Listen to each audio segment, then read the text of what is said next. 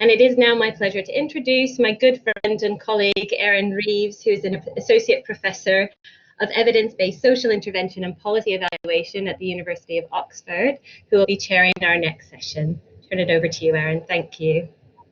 Thank you, Rachel. And it's really my great pleasure to be able to welcome you to this opening keynote session.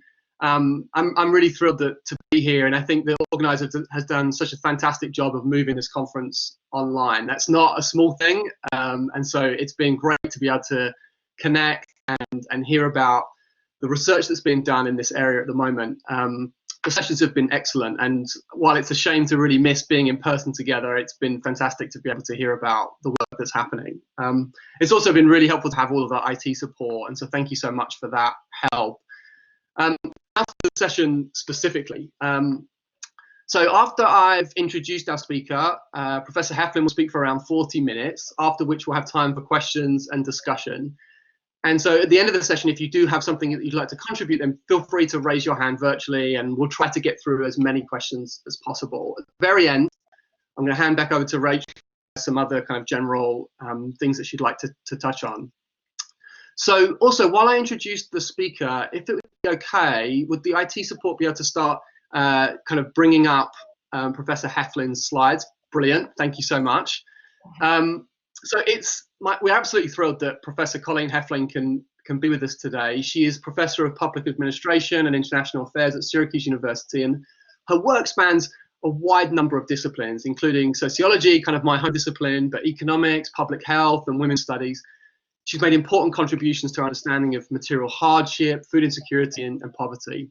Her work has been published in leading social science and public health journals, and her research has been funded by the Russell Sage Foundation, the Robert Wood Johnson Foundation, and the United States Department of Agriculture, among many others. And from my own perspective, Professor Heflin's work on the health effects of food insecurity and welfare programs has been particularly important. And so it is my great pleasure to be able to hand over to our keynote speaker today, Professor Colleen Heflin.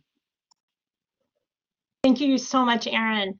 And thank you, Rachel, and thank you all the tech support people for making this so seamless. I really wish I could be there in person for so many reasons, but I'm so thankful that this conference is going on. It is so important during a global pandemic to get people together to talk about food insecurity. And I think on top of that, we have an global economic collapse, and now a real push towards racial inclusion and justice. And so this becomes a really important time to have this conversation, and I'm really hopeful that my thoughts today can spark some interesting ideas that will be of use to you, and I really look forward to an animated discussion after I've had a chance to lay out some general thoughts. So I'm going to organize my talk into 3 general areas. To begin with, I'm going to talk about why we should have a conversation about food insecurity and not just poverty in general. What's the difference between these two ideas, and what's different about food insecurity versus other forms of material hardship? Sort of put food in the context of other types of economic resources. Then I'm going to talk about, given the importance of food insecurity, why I think addressing food insecurity is a good public policy. It's important that we have community and local efforts to address food insecurity, but I think this should come ideally from a large-scale governmental response. But then, given that oftentimes our governments are not run imperfectly, I'm going to point out some pitfalls of food assistance policy in the United States and hope that that might generate some critiques of how we are addressing food insecurity, maybe how you're addressing it in your own communities, in ways that we can think about doing a better job of doing so. So to begin, this first question, why study and treat food insecurity is different from poverty? And I'm going to start out by giving you 2 different answers to this question. The first is what I think of as sort of the empirical answer. And this really rests on the idea that poverty and food insecurity are not the same thing. So we know that many people who are poor, and even people who live in deep poverty, do not experience food insecurity, as well as many people who have what many would consider objectively a moderate standard of living do report food insecurity. And so the measures don't correlate one for one. They really do pick up something differently. And in part, we know that what people consume is different than their flow of resources. So you can consume from savings, from resources that you earned in prior years, or from credit, from resources you hope to earn in future years. Or you could choose not to spend all your resources, even though that you have the resources available. Maybe you can't get to the store. Maybe you're disabled. So there's lots of reasons why income and consumption on a number of ranges, but certainly with food insecurity, don't correlate one for one. And so they are empirically different phenomenon, and they needed to be treated differently. So that's the empirical answer. From a theoretical perspective, though, we can think about income and poverty measures as really being instrumental to providing the resources one needs to succeed and thrive, whereas food insecurity is intrinsically important in and of itself. If a household is hungry, you don't have to really have an argument about whether they should or shouldn't be. They are, and so that's a need that needs to be addressed. And so from a development perspective, these intrinsic needs are, I think, a little bit easier to focus on. Rhetorically, in the United States, we see that public opinion agrees with this. And while people can argue about what is an appropriate need standard, when people talk about the fact that 1 in 8 children in the United States are hungry, that is something that people are very upset about, and there's agreement that that ought to not be so. And so rhetorically, talking about food insecurity has a lot more resonance than talking about poverty itself, which can mean so many different things to different people, I think. When we think about food insecurity, we're often thinking about a household in crisis that is facing an inability to meet many different types of essential needs and maybe facing material hardship. But there are some unique things about food insecurity. First of all, food insecurity is very sensitive to small income fluctuations. So things like rent, or in the United States, having to pay a medical bill, often involve 3-figure or 4-figure types of dollar amounts in order to remedy. Whereas food is much easier to remedy with very small amounts of money. And so $5, £5 can make a big difference in terms of whether a household is able to meet their food needs or not. In the United States, at least, food insecurity is a very short duration. It often occurs at the end of the calendar month and only for a period of 1 to 3 days. And so it's not something that occurs over long periods generally, but is of short term and is recurrent. So food needs, unlike clothing needs, that you buy a piece of clothing, you can wear it until it wears out, or housing, you pay the mortgage or your rent at the beginning of the month and you're good for the entire month. Food needs, it's every day. Every day you need to find the resources to cover this new need. Additionally, the demand fluctuates over time. So what we know in the United States is low-income households fluctuate in terms of who's in the household, who's eating there on a certain day. And so the demand fluctuates over time. Often there's a critique in the literature that food insecure people have poor financial literacy. But what we find when we look closely is that this demand fluctuates.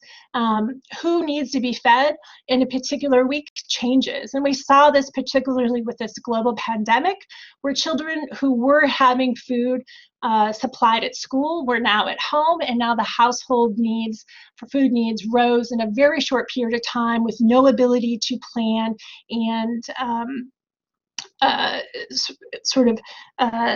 deal with that.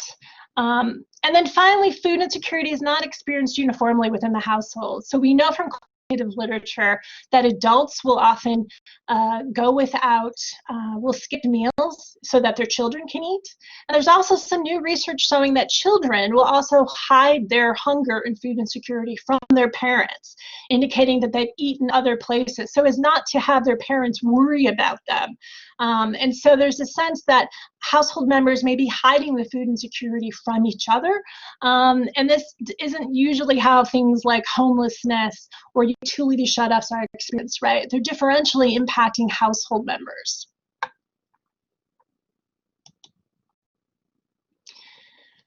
We also know that households that are experiencing food insecurity are often in crisis, and they're also having trouble meeting other essential needs, and they're also often prioritizing and trading off these needs explicitly. So households may not pay their full amount of rent or mortgage, putting themselves at risk of eviction, or rent a household with sort of cracks and leaky roofs and insufficient plumbing in order to reduce housing costs, making an explicit trade-off between housing and food. There's some really good evidence showing that when low-income households are faced with difference in weather, so like either heating or cooling costs fluctuate, that they make a trade-off in terms of food. We call this the heat or eat trade-off. We also know that there's a real trade-offs in terms of medical non-adherence, that households will go without fulfilling their prescription drugs or going to the doctors when they know they need to. And we refer to this often as a treat or eat trade-off. And then finally, we know that transportation needs, having the cost of putting gas in the car or fixing a vehicle, making vehicle repairs. From qualitative work, households will often talk about whether they either are going to afford the gas to go to church or whether they're going to eat breakfast. And so people are explicitly making these trade-offs. There's some good quantitative work of this from a Hunger in America study done by Feeding America, who interviewed households when they came to pick up food at food banks. And among this population, 66% reported a trade-off in food versus medicine or medical care. 69% reported making a trade-off between food and utilities. 57% reported making a trade-off between food and paying a rent or mortgage, and 67% between food and transportation expenses. So these are very common. So if you are working in a food pantry and you are dealing with people there that are asking for food assistance, know that they are often facing these trade-offs in these other essential areas of their life as well.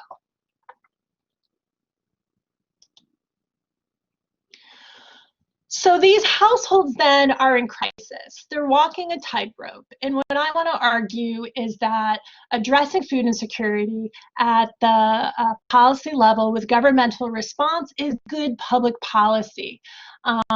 We know that there are periods of time tightrope, but it's the government's job to provide that safety net and to allow households to safely get from one side to the other. So I'm going to talk about two programs in some depth, two American programs. So let me give you a little background on them. The first is called the Supplemental Nutritional Assistance Program, or SNAP. It used to be called food stamps. And this is a means-tested program that's available to those with incomes below 130% of the poverty line and is generally without time limits. This is our most universally available food assistance program. Nationally, it served 34 million people in fiscal year 2019. That's up to 37 million in March of 2020, a couple months ago. Benefits totaled about 45 billion for the country in a fiscal year. The average benefit size is about $131, so you can think about that as just over $4 a day. And individuals basically receive a little card that they swipe when they go to a food retailer, and the dollar value can only be used to purchase food that is that can be taken home to be cooked. So it can't be pre-cooked meals. It has to be the actual components of a meal itself.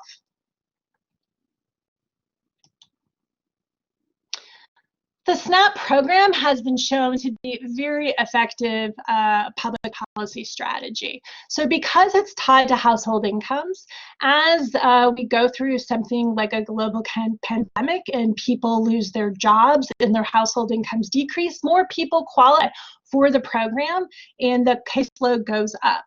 As we enter recovery and people go back to work, the caseloads go down. And so it's this counter-secular program that just naturally adapts to both positive and negative economic conditions. It's sort of ideally suited for dealing with these sort of crises.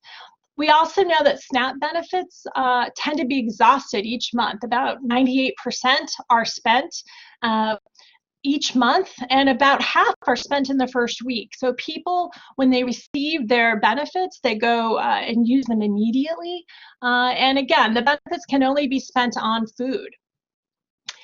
Because people tend to buy food in their own communities, actually goes and becomes an economic boost to the local economy. So the most recent estimates indicate that $1 in food assistance increases GDP by $1.54. And again, that's actually going to local food retailers, supporting local jobs.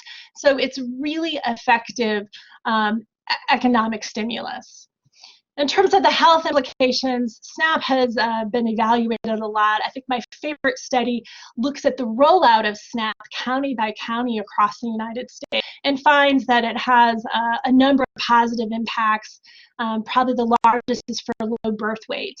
And then there's other work that shows that it clearly does reduce food insecurity. So it does what it's supposed to do, as well as improve the economy in general. This is a program that I think is a good act. Next, I'm going to turn to another program. It's called the Women, Infant, and Children's Program, WIC for short. And this is a program that's designed to serve low-income, nutritionally at-risk households. For women, they qualify if they're pregnant up to 6 months postpartum or a year if they're breastfeeding. Children qualify as infants as well as up to their 5th birthday.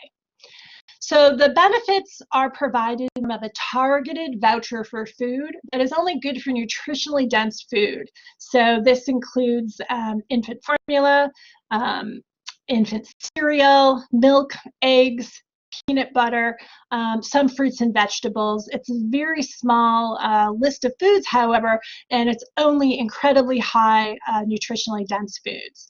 In addition, households that are eligible for the WIC voucher also receive nutritional education and counseling, as well as screening and referrals to other services, immunizations, and well child visits.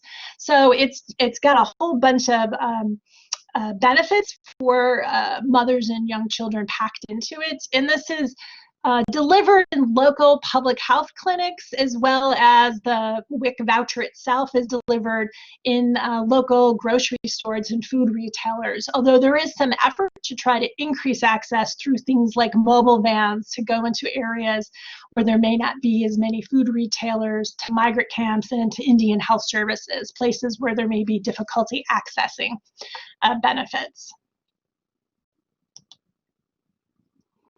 Like the SNAP program, the WIC program has been evaluated a great deal, and it's also been found to be effective across a number of outcomes.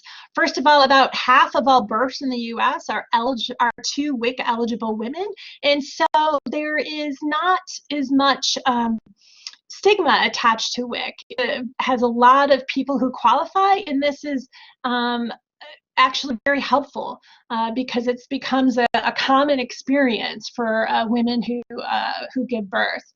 Women who will participate have much better birth outcomes across a whole number of different outcomes, from birth weight to infant mortality, preterm labor, and length of gestational period. WIC also increases rates of childhood immunizations and other preventive services.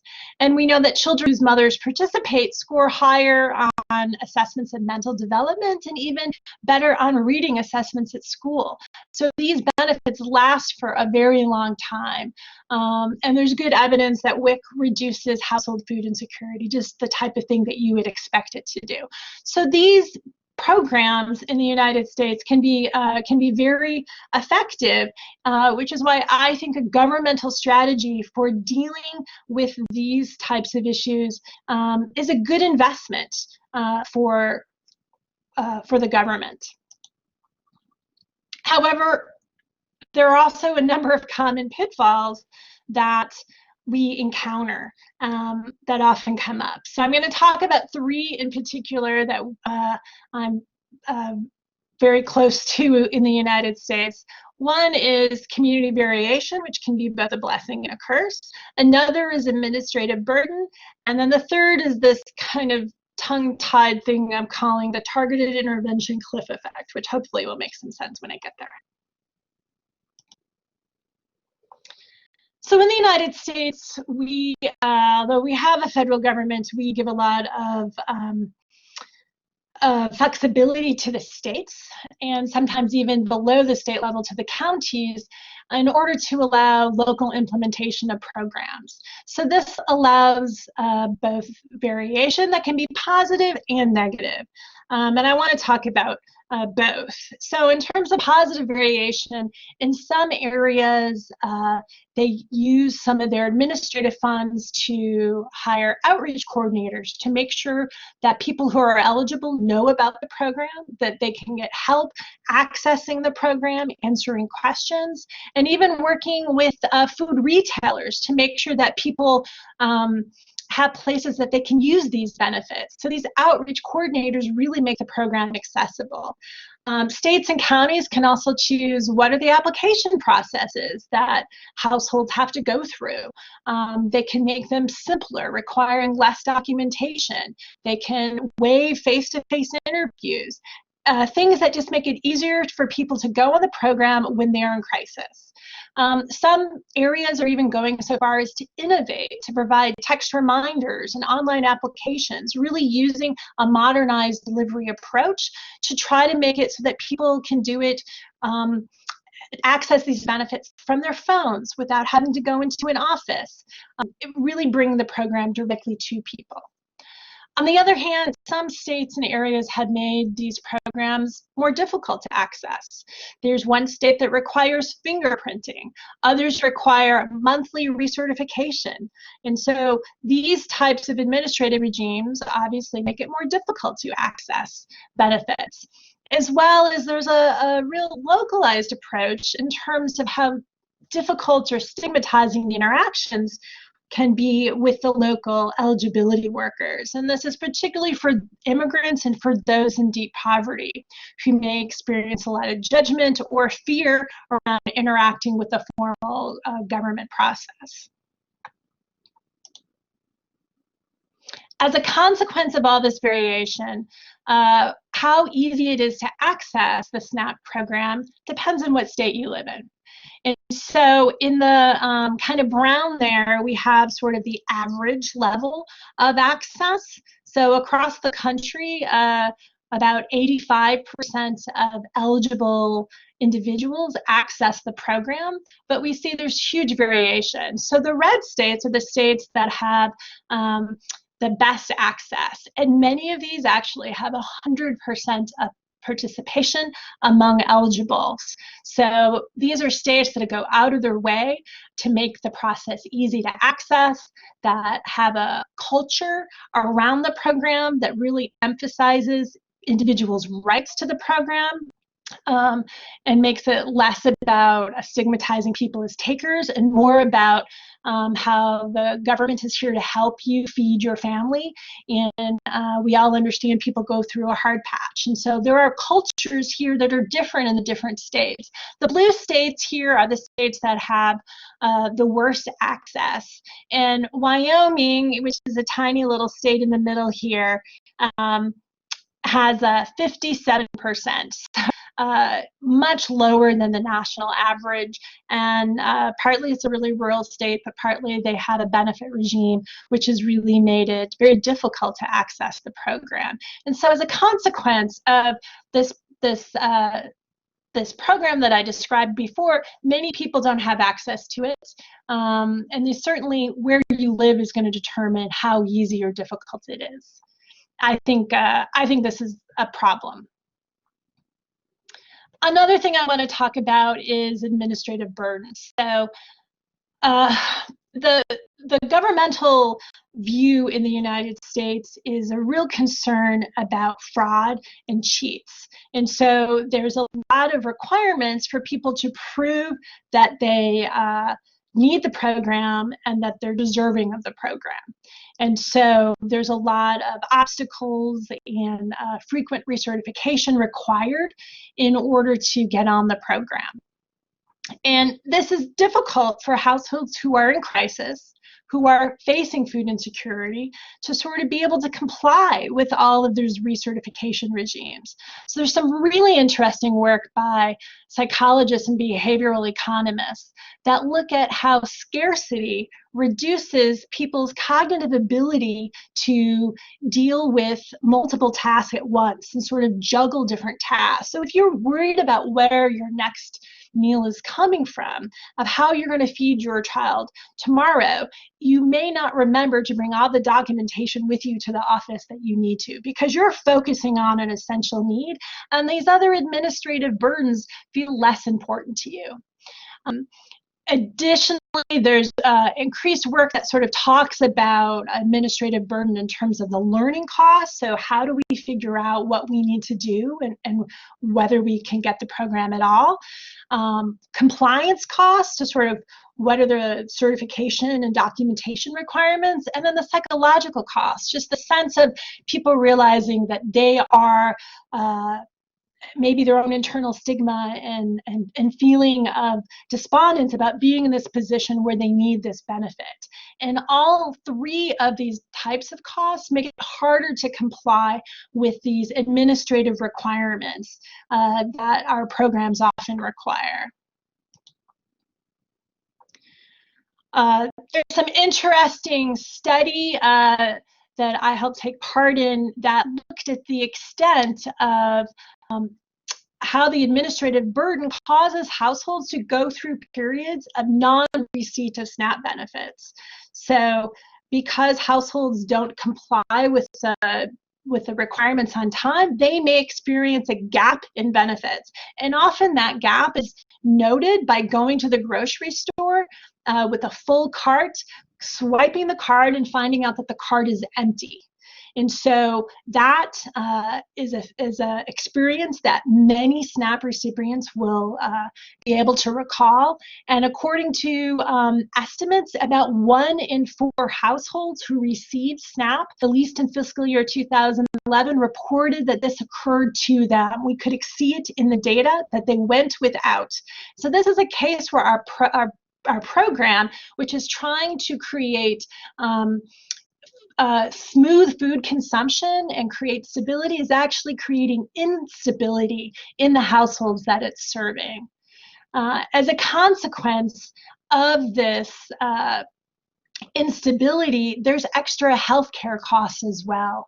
So when individual households are experiencing this gap in services, they're less likely to go to the emergency room, they're less likely to see a doctor in a clinic, and they're less likely to get a prescription drug refilled. What we do find is they're more likely to require hospitalization and inpatient care. And so this is a case because there's a problem in our SNAP program, it increases our healthcare utilization and costs. And so a problem in one policy, public policy, affects the cost in another one. You know, these things are clearly linked in our individuals' lives. And then finally, I promised I'd talk about this kind of convoluted idea, targeted intervention cliff effect. So what this is really referring to is whenever we target a policy towards a group, or in this case, the WIC program ends at age 5. Once you leave that target, the boundary of that target, you sort of fall off a cliff. And so originally, when WIC was created, the idea was after age 5, children are eligible for public school and they can reach school meal programs through that program. But what happened is over time, local educational districts changed the requirement and made it so that children had to be a little bit older, and then a couple years later, a couple months older still. And so there's been a growing gap between when children leave the WIC program and when they're eligible for school-based programs. And there's been a series of papers that have shown that when households age out of WIC before they can enter school, their household insecurity goes up. When households are able to go to school, household insecurity goes down. And then finally, as the length of time between the WIC coverage loss and the school entry grows, there's actually a decrease in the cognitive and behavioral outcomes that children exhibit when they do go to school. So it's harmful to children. This is a really simple thing to fix in the United States. We could make the WIC program eligible through age 6 or school entry, and it's been proposed, but it just hasn't been passed.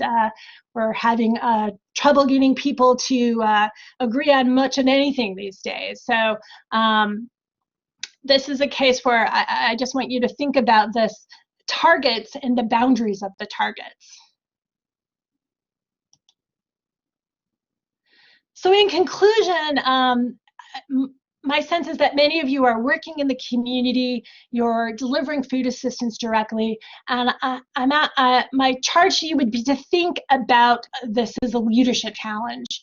I want you to be mindful about local control. Oftentimes, people want to have local control because we want to do more for our communities, but we forget that that makes it harder for other communities, that there are other communities that don't have the same resources, and we're creating sort of a differential access, and that if we come together and argue for higher level of access for everyone, that will often have that rising tide lift all boats.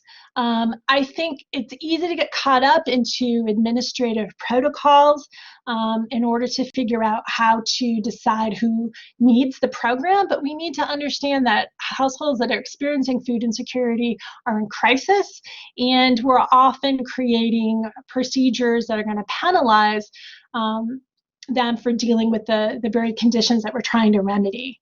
And then finally, we know we don't have enough money to deal with every aspect of the problem. Oftentimes we're going to deal with a certain population or age group, but I want to encourage us to be mindful about that cliff effect, about what happens, and at least try to make sure that we have, we're meeting the theme of the next program so that we can have a more seamless and full response.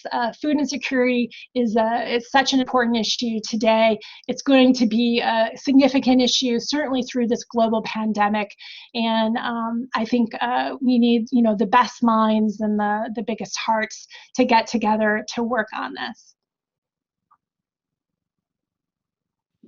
Wonderful. Thank you so much, Professor Heflin, for that really fantastic presentation and a really helpful introduction to the US context and some of the policies that are working there.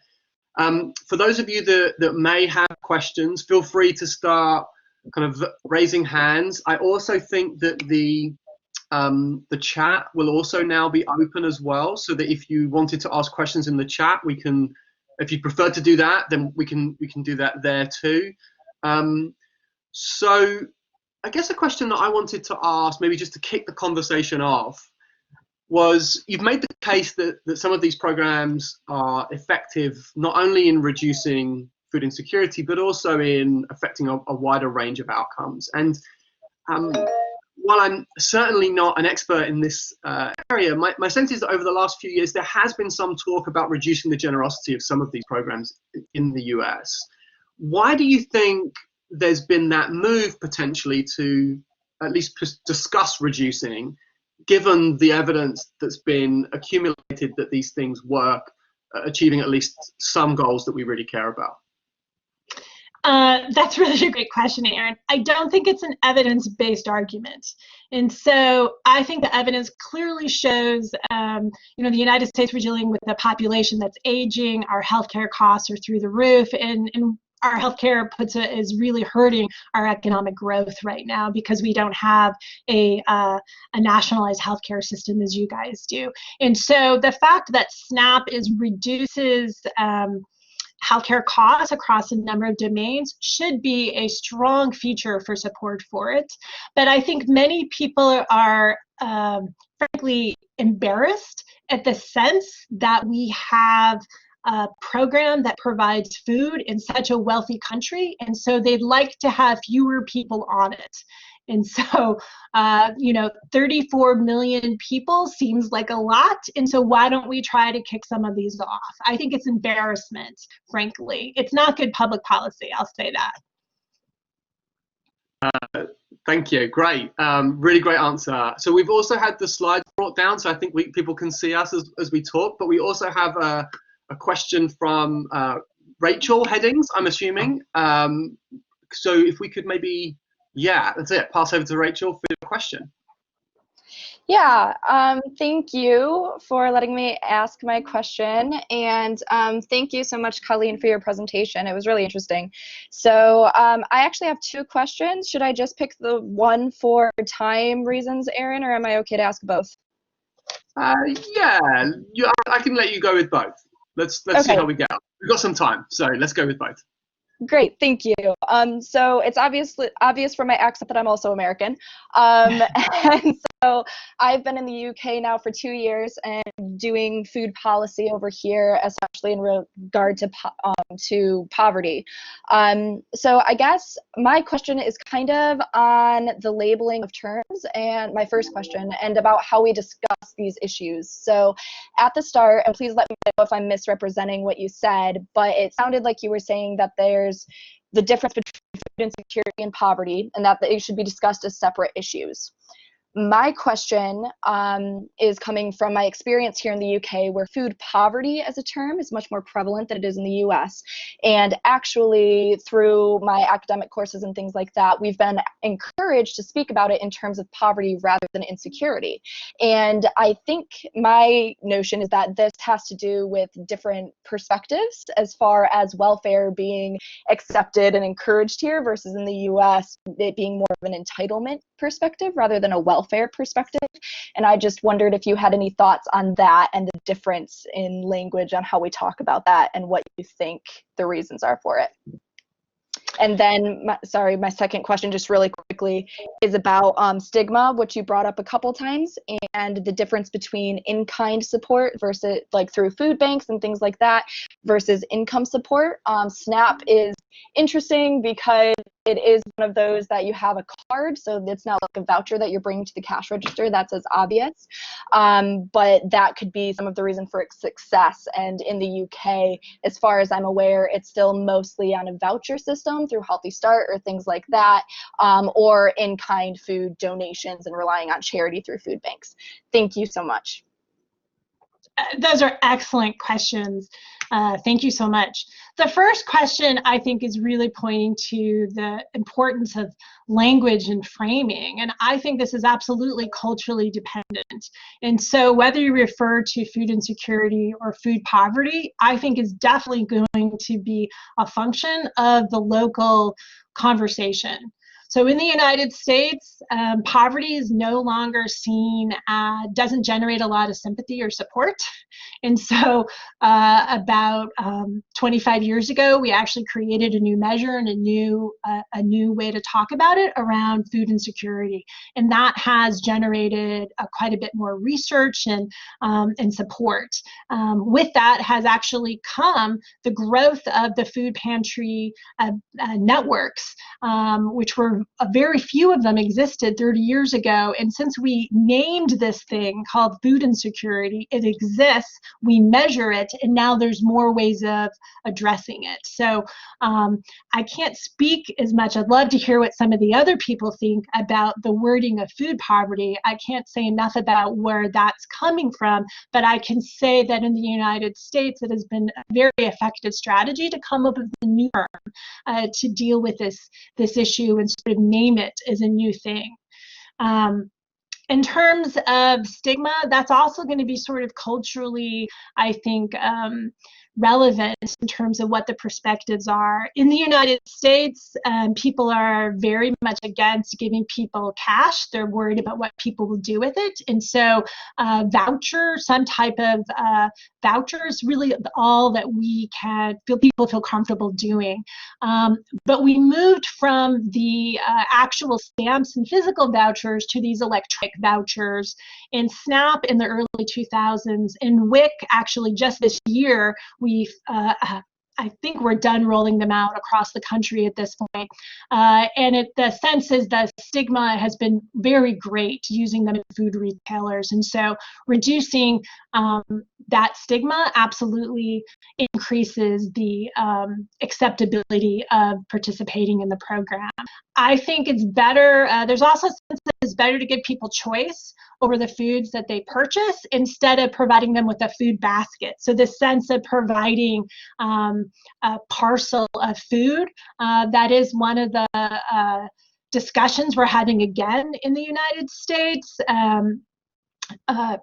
There's this notion of a harvest basket that people want to go back to, but letting people choose their own food is going to allow them to figure out what's culturally appropriate, what their family will eat, what's medically helpful, whether it's low salt or low sugar foods. And so, giving people baskets is it could potentially be stigmatizing. We still in this country talk about government cheese, even though that went away with the Great Depression. And so I think these are really important issues. Thank you, Colleen and Rachel, for those great questions. We have a couple more lining up now, so let's move to Dave Beck, if that would be okay. And I think Dave has a question about food banks, and I think Dave is going to switch over to the kind of moderator, and then he'll be able to answer his presenter, and now be able to ask his question. So Dave, great. Thanks very much. That was a really interesting presentation. So my question really focuses on how the UK makes sure that we don't emulate what happened in the USA. So as the UK is at a fairly early stage of its food bank use, compared to especially compared to what happened in Canada and in the USA. And the first food bank in the USA was 1967, I think, the Phoenix food bank in Arizona, started by John Van Hengel, and it very much was a temporary relief to immediate food poverty. So, but it's still open. So the question is, how temporary are food banks, and how can we make sure that in the UK that we don't emulate what's happened in the USA and Canada? I think that's an excellent question. So one of the interesting things that's happened in the United States is there's been this increased focus on food waste. And corporations can now get a tax write-off for donating their food waste to food banks. And this is creating a huge industry. And so I don't see that these are going to go away. And whether this is good or bad, I have mixed feelings about. When I lived in Missouri, there was a hot dog. You guys eat hot dogs. You know, hot dogs are kind of gross. And the plant donated hot dog ends. Like, they're not even food. Like little tiny, they were disgusting in this like sloppy mess. And we would scoop them out and put them into bags for people to get like bags of. And I kept saying, what do you expect people to do with this? And they're like, oh, it'll make a great stew. I was like, it makes nothing. It's disgusting, right? But they got the tax write-off, and the food bank was going to give it away. And I can't think of anything more stigmatizing than hot dog ends, right? So that is not going to end as long as that plant gets a write-off for that.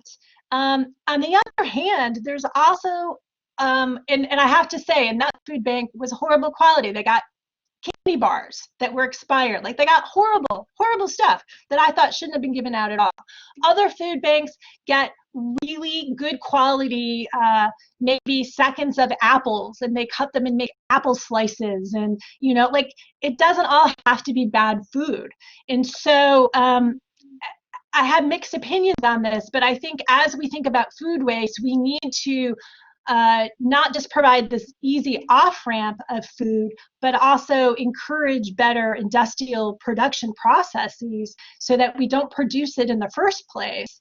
And then, you know, it's better to give it to someone who can eat it than throw it away, without a doubt, but we don't want to create an incentive to create it in the first place, which is where I think we are in the US right now. Food banks report every year the millions of pounds of food that they distribute, and that number is expected to grow each year in order for the food bank to be considered successful.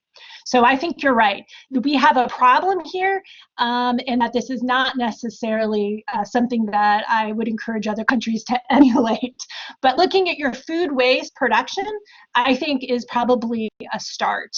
So I have to say, Feeding America, which is an organization that oversees food banks, has a new initiative that's called Getting People Out of the Line. That's trying to get maybe toward the root causes. Maybe people need food, but maybe they really need $100 to fix their car. And that if you allow people to fix their car, they can go back to work, and then they will need to come to the food bank next month. And so trying to think of, are there short-term fixes and other things that the food bank can provide that will prevent the need from becoming recurrent? Because the evidence is about 1/3 of the people that show up at food banks are there every month, and they consider it now part of their normal food supply. Great. Okay, so why don't we move to Jasbir Singh, who also has a question. I think he will be also moved in so he can ask his question now. Jasbir, are you there? Yes, I'm here. Yeah, can you hear? Brilliant. Yeah, just wanted to know more about, thank you for the presentation, it's really useful. Most of my work's in the UK, and there's an issue around immigration status and food poverty, both from a policy and a lived experience with a long historical tail. I was just wondering if you could tell me more about the experience of immigrants in the USA, how that links to programs and interventions, and any possible barriers that migrant groups would face in experiencing some of those interventions. Absolutely. So migrants face a number of sort of unique barriers. So first of all, they may not be eligible. So, you know, we have this whole issue of who's in the country in a documented or undocumented status. And so there may be mixed status families where children are eligible, but adults are not. And so there's a lot of concern about going to seek benefits, even just for the children, because that involves contact with government authorities. And it's pretty clear that that there's been this chilling effect among migrant populations of accessing benefits that they are legally entitled to. So so there's definitely been a reduction in participation. That's problematic. Also, I think there's this issue of access to culturally appropriate foods. And so migrant populations often would like to have access to a different set of foods than other populations. And so it's not always clear. The SNAP benefit allows households to fully choose what they want. The WIC benefit, if the intake worker, they can allow substitution, example, for like to not get cow's milk, but to get a milk instead, but it's not clear that that always happens. Additionally, we know that migrants may not feel fully incorporated into the community. They may not know about food banks. They may feel stigmatized and unwelcome. They may not speak the same language. And so there's quite a lot of barriers. One of the interesting things is I've done some work that's looked at reports of food insecurity, and it actually looks like in some cases migrants, immigrants are used to an insufficient supply of food, and so they often report conditions a little bit differently than what dominant groups report, or they may report often not having enough to eat, but not describing it as problematic or not being worrisome. And so it's clear that they may experience the same objective conditions differently. And so I think we need to know a lot more about that across multiple contexts, because I think that's something to think about, the psychological stress of food insecurity versus the biological pathways. We need to separate those more and understand that people actually may experience those very differently depending on their social positioning. Great, thank you so much for great questions, but also for really great responses, Colleen, so far. We probably have a little bit more time for questions. In fact, we may have got another one, but we'll see if that person wants to ask it in person. The chat has been also has been really interesting too, with kind of people responding to your comments and questions. Sorry, your comments too. I wanted to ask one that maybe goes back to the very beginning of your presentation, which is about this distinction between poverty and food insecurity.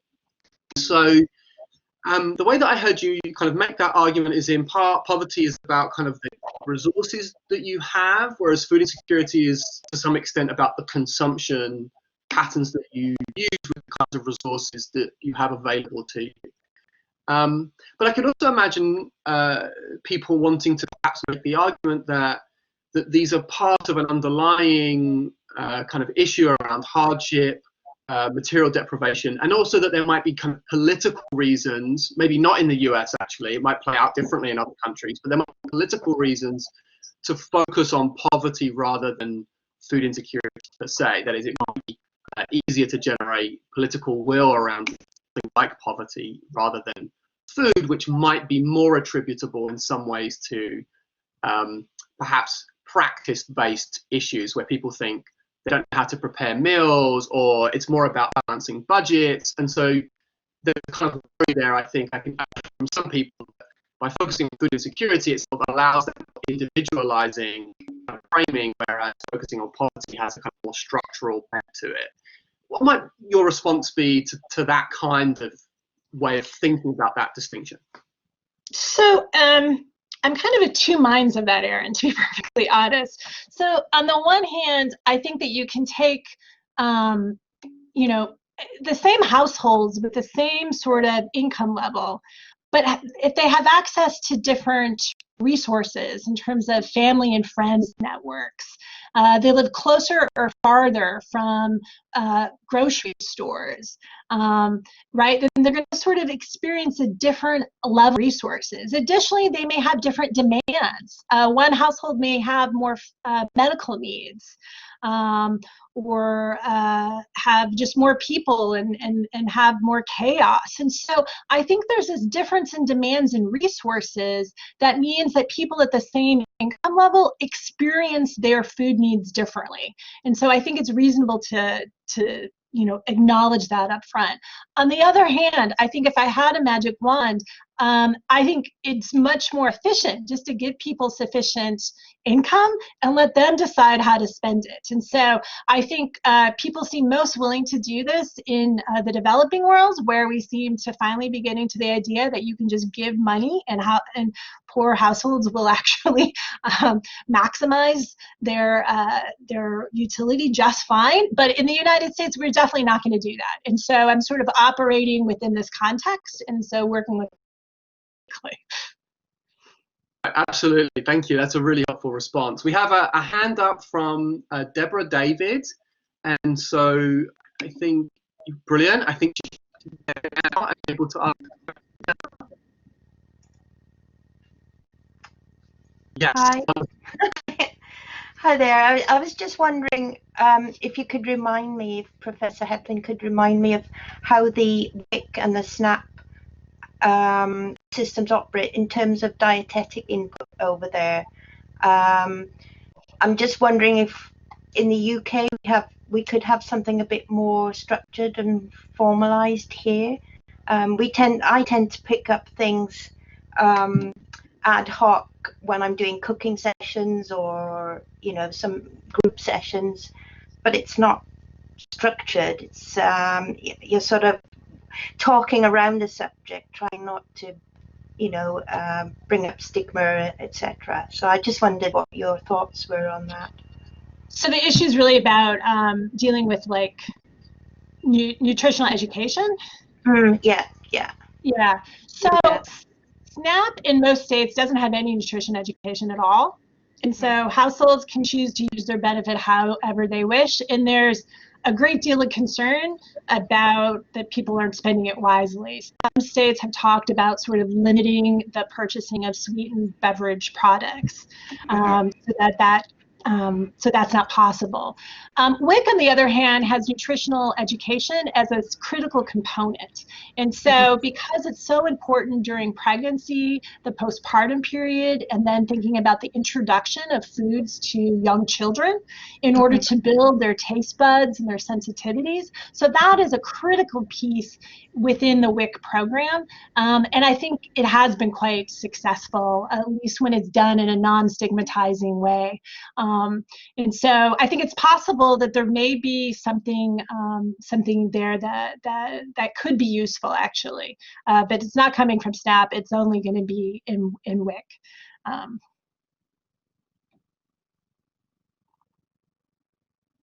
Great, thank you so much. That's another really interesting question. I'm just pausing for a second because there might be another question that may be coming. So I'm going to kind of fill just for a second to see. And they haven't raised their hand necessarily. So we'll. Okay, let me ask a separate then, and then maybe we'll see if this other person. So one question I had is about the issue that you raised around income, right? You mentioned at the beginning that the correlation between income and food insecurity is, but at the same time, food insecurity does respond to short fluctuations in income. And just wanted you to talk a little bit about what might be perceived as a slightly kind of paradoxical kind of empirical finding that, you know, on one hand, income generally isn't correlated, but short-term fluctuations are. And just wanted you to unpack that a little bit. Well, I mean, if you think about our SNAP benefit is really about $5 a day. And so that's a really small amount, right? When I saw there's some interest in like universal basic income, those are much larger amounts that people are talking about in terms of a monthly supplement. But in terms of specifically for food, these are much, much smaller amounts. They're, you know, would cost the government much less money. They'd be much less controversial. And so you can think of those as being much smaller. Additionally, because we know that people in the United States tend to exhaust their SNAP benefits before they receive their next ones, that's when that short-term fluctuation occurs and they experience food insecurity. And so although I think the dominant discourse is to talk about reducing benefits, there are many that have been arguing for years that if we increased benefits, we could eliminate food insecurity among those that receive these programs, and that it would be very cost effective in terms of the health consequences of doing so.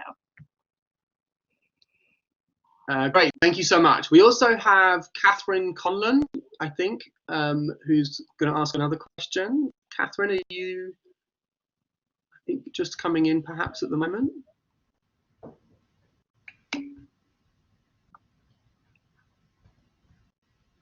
Hello? Are you there?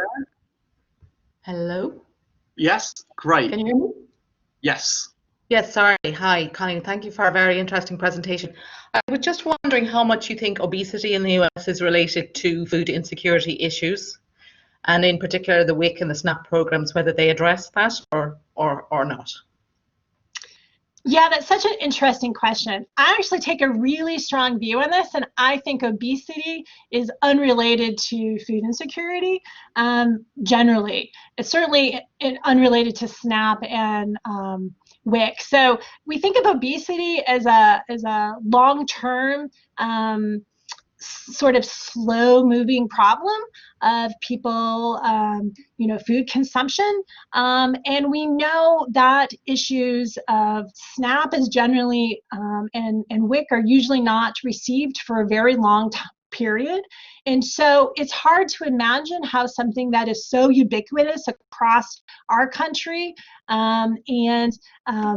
it sort of occurs over a longer time horizon could be influenced by a program that is generally received for a short time frame, and even then, provide some insecurity. I think there's been the suggestion that there may be issues of low quality food substitution, hoarding, and